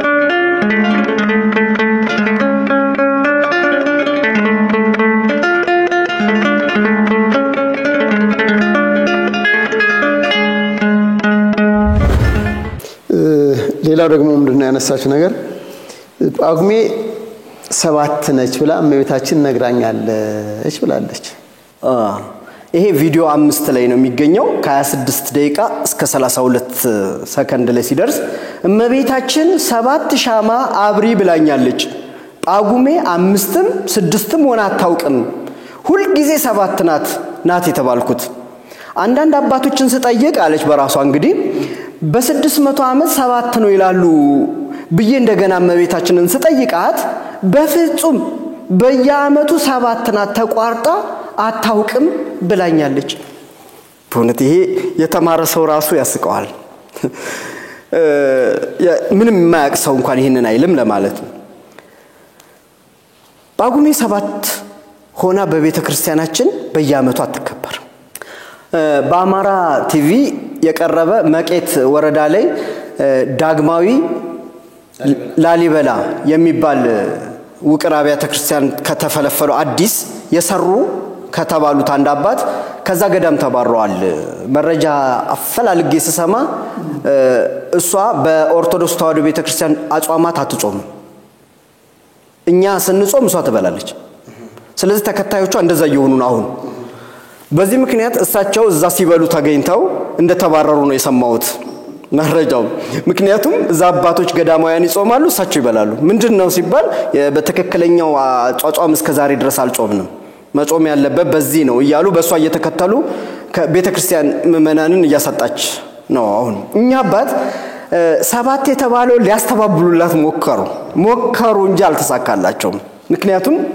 እሳቸው ዘመን በሰባት ሱባኤ ይለካል ለማለት ነው አሏት ዘመን መለካትና ጳጉሜ 7 ናት ብላኛለች ይለያያል ልክ ነው በሱባኤ ይቆጠራል ዘመን ሄኖክም የሚቆጥረው በሱባኤ ነው በሱባኤ ስለሚቆጥር 7 አድርጎ ሙሉ ሲቆጥር ያመቱን ቀናት ትክክለኛ ይመጣለት እንደዛ ነው ያ ማለት ግን ጳጉሜ ምትባል ነገር የለችም አላለም እሱም ምክንያቱም መጽሐፈ ሄኖክ ምዕራፍ 21 ቁጥር 31 ላይ የጳጉሜ ቀኗ ገብታ ስለተቆጠረች ይላል ቃል በቃል ነው ያነበብኩት ጳጉሜ የሚል ቃል የለም ብሏል አንድም ሰው አለ እሷ ጋር የቀመር ጉዳይ ሰራለሁ ብሎ የሞከረ ነገር ግን ስተት መሆኑን በተደጋጋሚ በመምራን ቢነገረው አምጾ እሷ ቤት የገባ አንድ ሰው አለ ይህ ሰው ጳጉሜ የሚባል አይኖርም ለወደፊት አራት ትርፍ ይመጣል ያ አራት ትርፍ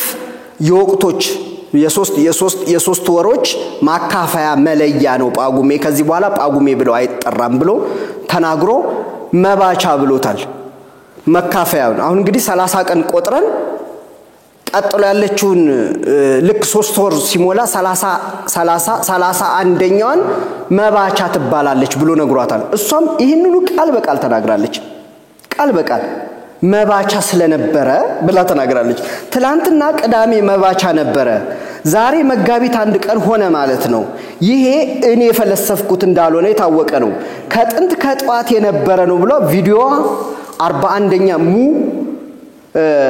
25 ደቂቃ ከ35 ላይ ነው የተናገረችው መጋቢት 1 በፊት የነበረውን ቀን ምን አለችው መባቻ አለችው ማለት ነው እንዴ መባቻ ምንድነው ትርጉሙ መባቻ እኮ የወር መጀመሪያ ማለት ነው የወር መጀመሪያ ማለት እንጂ መባቻ መለያ ማለት አይደለም ከአባቶች ጠጋ ብሎ መማር ያስፈልገናል መጽሐፈ ኩፋሌ ምዕራፍ 7 ቁጥር 22 ላይ በመጀመሪያው ወር መባቻ ይላል በመጀመሪያው ወር መባቻ በአራተኛው ወር መባቻ በሰባተኛው ወር መባቻ በ10ኛው ወር መባቻ እንደገና ኩፋሌ ምዕራፍ 12 ቁጥር 3 ላይ ደግሞ በሶስተኛው ወር መባቻ ይላል ስንት መባቻ አገኘን እዚህ ጋር እንኳን 5 አገኘን ስለዚህ እነሱ 4 ብቻ ናቸው ካሉ እነዚህ ሁሉ መባቻዎች የት ሊገቡ ነው በመጽሐፈ ኩፋሌ ያለው 31 የሚባል አቆጣጠር የለም እነሱ ቀን ሳይሰጡት እንግዲህ እናስተውል 30 ብለው 31 አይሉም ፈረንጅ ሊሆኑ ነው ፈረንጅ ነው 31 አድርጎ የሚቆጥር አይሉም ቀንም ስም አይሰጡትም 31ኛ ሳይባል ዝም ተብሎ ይታለፍና አንድ ይባላል ሌላው ቀን ማታም ሆነ ጧትም ሆነ አንድ ቀን ተብሎ ይቆጠራል እንደገና ሌላ ማታም ሆነ ጧትም ሆነ ሁለተኛ ቀን እየተባለ 30 ቢሞላ ማታም ሆነ ጧትም ሆነ አንድ ቀን ተብሎ 31ኛ ተብሎ መቆጠር ካለበት ይቁጠሩ እንጂ ዝም የሚባል የቀን አቆጣጠር የለም ደቂቃ እየተለካ ዝም ቀን ቁጥር ሳይሰጡ ካላንደር አውጥተዋል ለጥፈዋል በዛ ካላንደር ላይ ያንን መባቻ ወይ መለያ ብለውታል የወቅቶች መለያ ብለውታል እንዲህ ከሆነ ከመጽሐፍ ቅዱስ እንዴት እንደሚጣሉ አሁን እንመልከት ኦሪት ዘፍጥረት ምዕራፍ 8 ቁጥር 3 እስከ 4 ላይ ከ150 ቀንም በኋላ ውሃው ጎደለ መርከቢቱም በሰባተኛው ወር ከወሩም በ17ኛው ቀን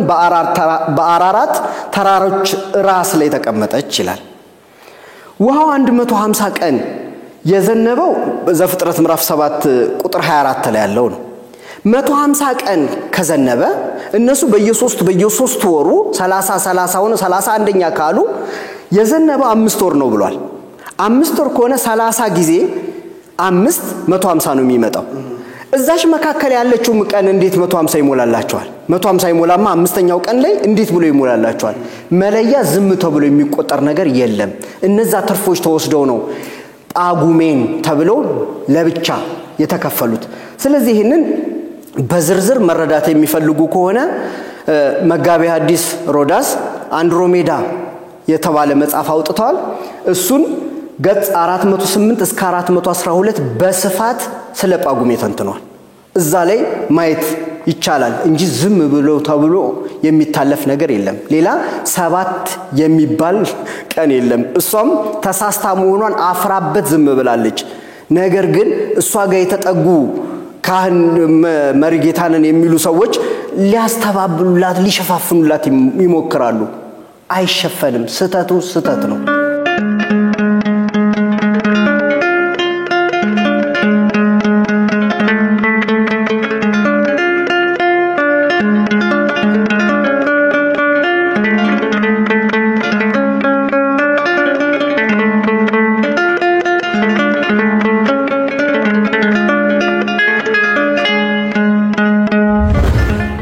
የሚገርመው ነገር እኮ በቅርብ አንድ የሆነ ጽሁፍ ለቃ ዶክተር መጋቢ አዲስ ዶክተር ሮዳስ ታደሰን የጽርፈት ቃል ልትናገር ሞክራ ነበረ።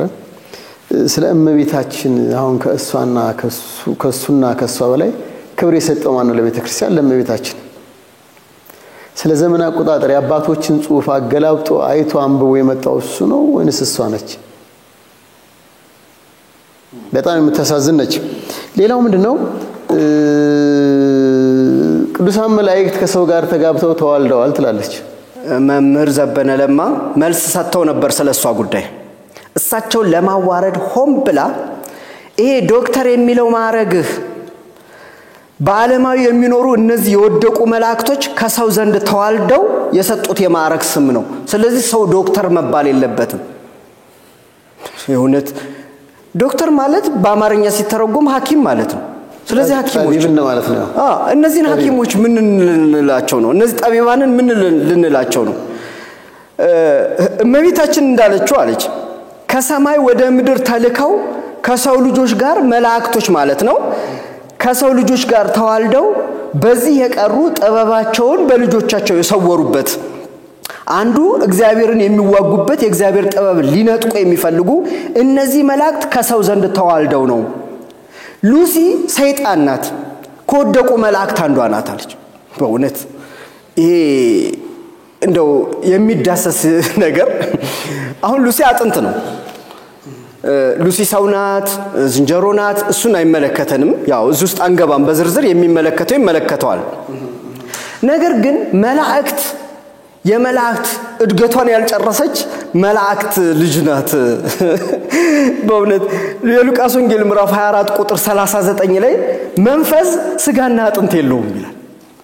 እንዴት አጥንት እያየ ነው አጥንቱን የመላእክት ልጅ ናት? አረ ጌታችን አምላካችን ኢየሱስ ክርስቶስ በማቴዎስ ወንጌል ምዕራፍ 22 ቁጥር 30 ላይ መላእክት አያገቡም አይጋቡም ብሏል። ስለዚህ የማይጋቡ ሆነው ተዋልደዋል። ይሄ እንግዲህ የሷ ብቻ ስተት አይደለም። ተከታዮቿም አንዳንድም መምህራን እንደዚህ የሚያደርጉ የሚናገሩ ሰዎች አሉ። የነሷን ቃርማ ነው፣ እርግጠኛ ነን ቃርማ ነው። እና መጽሐፈ ኩፋሌ ምዕራፍ 6 ቁጥር 9 ላይ ያለውን ቃል የእግዚአብሔር መላእክትም እነዚህን አዩአቸው እነዚህ ያላዩአቸው መልካሞች ናቸውና ከመረጧቸው ሁሉ ሚስት ሊሆኗቸው አገቧቸው ወንዶቹም ልጆችን ወለዱላቸው እነዚህም ራእይት ናቸው የሚለው ይሄ ኔፍሊም የሚለውን ቃል ነው። እንግዲህ እቺን ቃል ይዘው መላእክት ስለሚል መላእክት ይሄው አገቡ ይላል ቃሉ ነው። እንግዲህ መነሻዋ ይሄንን ነው የተያዘው። እቺን ከሆኑ ሰምታለች ብቻ ከማን እንደሆነ አናውቅም ብቻ ሰምታ መላእክት ተዋልደው ነው ብላኛለች እመቤታችን መባሉ ነው ደግሞ ያሳዘነን። መልአክ ተብሎ በሶስት ይከፈላል ማወቅ ያለብን። መልአክ ተብሎ በሶስት ይከፈላል። መልአክ ማለት መልእክተኛ ማለት ነው። ሁለቱ መልእክተኞች አንደኛ የእግዚአብሔር መልእክተኞች ቅዱሳን መላእክት ናቸው። ሁለተኛ ደግሞ የጥፋት መልእክተኞች ደግሞ አጋንንት ናቸው። ሶስተኛ መልአክ ተብሎ አለቃ ባለስልጣን። እነዚህ ለምሳሌ በቤተክርስቲያናችን መልአከ ገነት መልአከ ሰላም እንደሚባሉት እነዚህ የቤተክርስቲያን አለቆች ናቸው። እነዚህ መጽሐፍ ቅዱሳዊ ማስረጃ አለው። እንግዲህ ብዙ ሰዎች ዘፍጥረት ምዕራፍ 6 ቁጥር 2 ይዞ የእግዚአብሔር ልጆችም የሰው ሴት ልጆችን መልካሞች እንደሆኑ አዩ ከመረጧቸው ሁሉ ሚስቶቻቸው ለራሳቸው ወሰዱ የሚለውን ቃል ይዘው ዘፍጥረት ስንት መልሰው ዘፍጥረት ምዕራፍ 6 ቁጥር 2 ላይ ያለውን ቃል በመያዝ ልክ የአምላክ ልጆች የእግዚአብሔር ልጆች የሚባሉት መላእክት ናቸው አዎ ይላል መላእክትም የእግዚአብሔር ልጆች ናቸው እኛም ሰዎች የእግዚአብሔር ልጆች እንባላለን ኢዮብ ምዕራፍ 1 ቁጥር 6 ኢዮብ ምዕራፍ 2 ቁጥር 1 ላይ የአምላክ ልጆችን በእግዚአብሔር ፊት ለመቆም መጡ የሚለው ቃል የአምላክ ልጆች የእግዚአብሔር ልጆች ስላለ የእግዚአብሔር ልጆች የሚባሉት መላእክት ናቸውና መተው ተጋቡ የሚለው ይህን ነው ብለው ያስባሉ ትክክል አይደለም በደብረ ቅዱስ የሚኖሩ የሴት ልጆች ደቂቀ ሴት በንጽህና ንጽህ ጠብቀው በቅድስና ይኖሩ ስለነበረ የቃየል ልጆች ደግሞ ራቁታቸውን ሆነው ኃጢአት እየሰሩ ሲያቸው መልካም መሆናቸውን አዩና ወስደው ከነሱ ጋራ ተጋቡ በቅድስና የሚኖረው የእግዚአብሔር ልጆች በቅድስና የሚኖሩ የእግዚአብሔር ልጆች በኃጢአት ከሚኖሩ ልጆች ጋራ የሰው ልጆች ሁለቱም የሰው ልጆች ናቸው ደቂቀ ሴት ማለት ራሱ ልክ ሰለስቱ ደቂቅ እንደሚባለው ማለት ነው ሰለስቱ ደቂቅ ሰው ናቸው ደቂቀ ሴት ማለት የሴት የአዳም ልጅ በአቤል ፈንታ የተወለደው ሴት ማለት ምትክ በሱ ፈንታ ምትክ አገኘው ስትል ሴት ያለችው ሰው ነው ማለት ነው ደቂቀ ሴት ሰው ከሆነ የሱ ልጆች ሰው ናቸው ግን በቅድስና ስለሚኖሩ ምን ተባሉ የመላእክት ማዕረግ ደረሱ የመላእክት ማዕረግ ተሰጣቸውና መላእክት ተባሉ እነዚህ ናቸው ወርደው የተጋቡ ሰው መላእክት ተብሎ ይጠራል የሚለውን በዮሐንስ ራእይ ምዕራፍ 2 ከቁጥር 1 እስከ 5 ላይ በኤፌሶን ወዳለው ወደ ቤተክርስቲያን መልአክ እንዲህ ብለህ ጻፍ ስራህና ድካምህን አለፍ ብይላን በሰፊ ነው ትዕግስትህን አውቃለሁ የምነቅፍብህ ነገር አለኝ የቀድሞውን ፍቅርህን ትተሃልና እንግዲህ ከወዴት እንደወደቅክ አስብ ንስሐም ግባ የቀደመውን ስራህን አድርግ አለዚያ እመጣብሃለሁ ንስሐ ባትገባ መቅረዝን ከስፍራ ወስዳለሁ የሚለው የኤፌሶን ያለው ቤተክርስቲያን መልአክ የተባለው ክንፍ ያለው መልአክ አይደለም የቤተክርስቲያኑ አለቃ ነው ስለዚህ ሰው መልአክ ተብሎ ይጠራል ማለት ነው እንደዚህም የፈሪሳውያን ንስሐ ግባ የተባለው መላእክት ንስሐ ይገቡም ለሰው ነው ንስሐ የተሰራው እንደዚህ ለቅዱሳን መላእክት አይደለም እዚህ ውስጥ ያሉት ጠቅላላ ያነበብኳቸው ኮዴት እንደወደክ ሚለው ንስሐ ግባ ስራህን አለዛ መጣባለው እንዲህ ሚለው ቃላቶች ድካም መልአክ ድካም የለውም እንዲህ ነው አሁን ኮራሱ ዘፍጥረት ምዕራፍ 6ን በደም ስናየው እንዲህም ሆነ ሰዎች በምድር ላይ መብዛት በጀመሩ ጊዜ ሴቶች ልጆች ተወለዱላቸው የእግዚአብሔርም ልጆች የሰውን ሴቶች ልጆች መልካሞች እንደሆኑ አዩ ከመረጧቸውም ሁሉ ሚስቶችን ለራሳቸው ወሰዱ እግዚአብሔርም መንፈሴ በሰው ላይ ለዘላለም አይኖርም ማለት በመላእክት ላይ አላለም በሰው የሚል ቃል አለ በሕገ መላእክት ይኖሩ ነበር በንጽህ ጠብቀው በቅድስና ይኖሩ ነበር ሲወርዱ በሰው ላይ መንፈሴ ለዘላለም ሰውነታቸውን ገልጦ ተናገራቸው የፈሪሳውያን በሙሴ ወንበር የተቀመጡትም እነሱም ቢሆን አለቃ ናቸው መላእክት ተብለው ተጠርተዋል ለምሳሌ በአንደኛ ቆሮንቶስ ምዕራፍ 4 ቁጥር 9 ላይ ለዓለምም ለመላእክትም ለሰዎችም መጫወቻ ሆነናል እንዴት እንደሚያንገላቷቸው የገለጸበት ማለት ነው መልአክ ብሎ ገልጧቸዋል እነዚህ አሁን እኛ ለቅዱሳን መላእክት መጫወቻ ሆነናል አይደለም ይሄ እንግዲህ ይሄ እነዚህን ነው ራእይ ምዕራፍ 2 ቁጥር 8ም ራእይ ምዕራፍ 3 ከቁጥር 1 እስከ 3 ማንበብ ይቻላል ስለዚህ በሄኖክም በኩፋሌ መጽሐፍም በኦሪት ዘፍጥረትም ያሉ ጠቅላላ በደብረ ቅዱስ ንጽህ ጠብቀው በንጽህና የሚኖሩ እነሱ መልአክ ተባሉ እንጂ ክንፍ ያላቸው መልአክ የሚመለከት ነገር አይደለም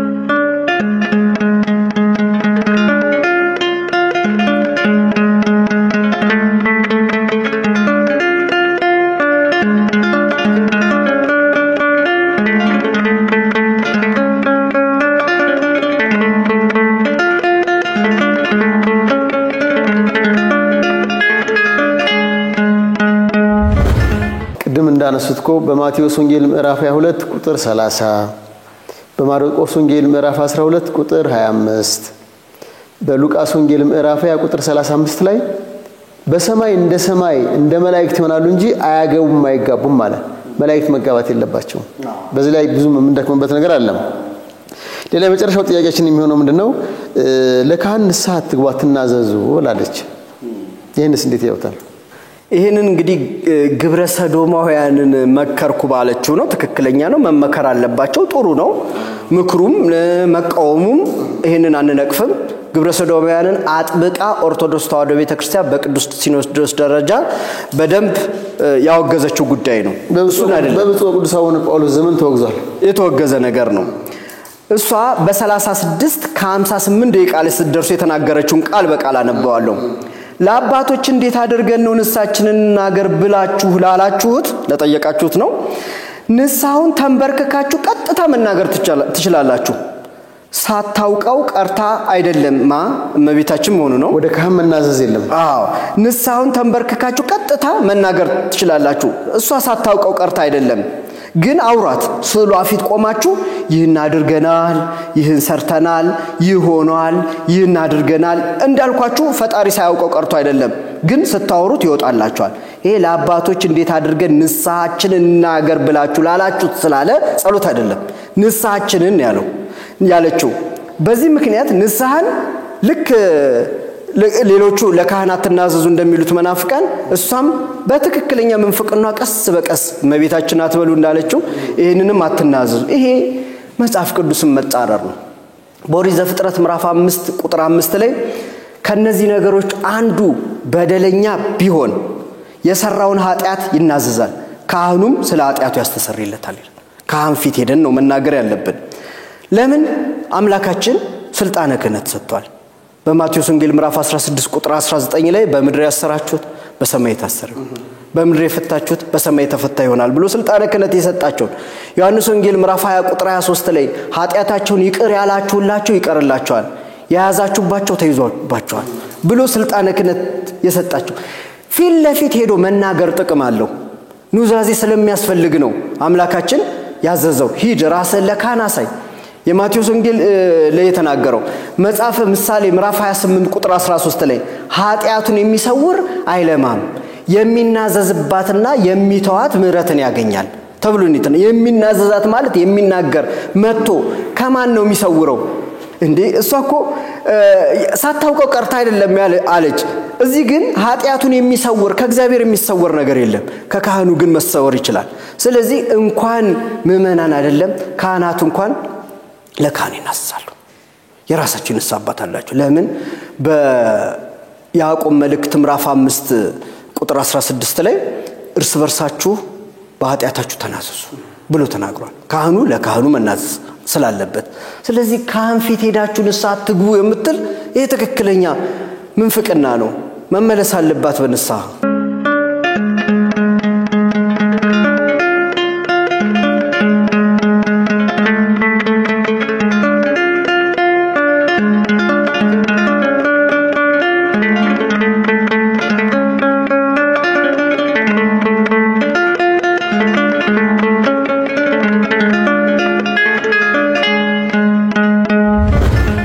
መልካም ሌላው ሰዎችን የምትይዝበት መንገድ ምንድነው ያው ማስፈራራት ነው ብዙዎቹ የማይወጡበት ምክንያት ይፈራሉ ትራገማለች ኃይለኛ እንኳን እሱን አይደለም ቅዱስ ሲኖዶሱ ለኔ ካልታዘዘ የማዘውን ነገር የሚቃወም ከሆነ የዘር ሐረጋችሁ ይደርቃል ትሞታላችሁ መብረቅል ካለው አይነት ነው በቃ የምትናገሩ ማስፈራሪያ ብዙ ነው ስለዚህ ሰዎች ፈርተዋል መፍራት ያለብን እግዚአብሔርን እንጂ ሟርተኛን አይደለም አስማተኛን አይደለም አጋንንት ትስባለች እንደውም አንድ ሰሞን ለገሌ ባለስልጣን ተጠመቅላችሁና ስጠመቅላችሁ የናንተ ጋኔን እኔ ላይ ይመጣና እንደውም እየወጣው ግቢ ውስጥ አራግፈው ነበር አለ ይሄ አጋንንት መሳብ ነው አጋንንት ሳቢነት ነው ይሄ ለገሌ ተጠመቁለት እናንተ የምትፈልጉትን ሰዎች ተጠመቁለት እያለች የምትናቅ ይሄ አጋንንት ሳቢነት ነው ስለዚህ አጋንንትን በመሳብ ሰዎችን በማስፈራራት ከሷ አባል ሲወጡ ቀጥታ ስም ጠቅሳ በክርስትና ስማቸው እገሌ ከኔ ቤት ወጣሃል ስትሰልል ነበርሽ እገሊት እንዲህ ደርስብሻል እንዲሆንብሻል ስለምትል ሰዎች ይፈራሉ ምንም የሚያስፈራ ነገር የለም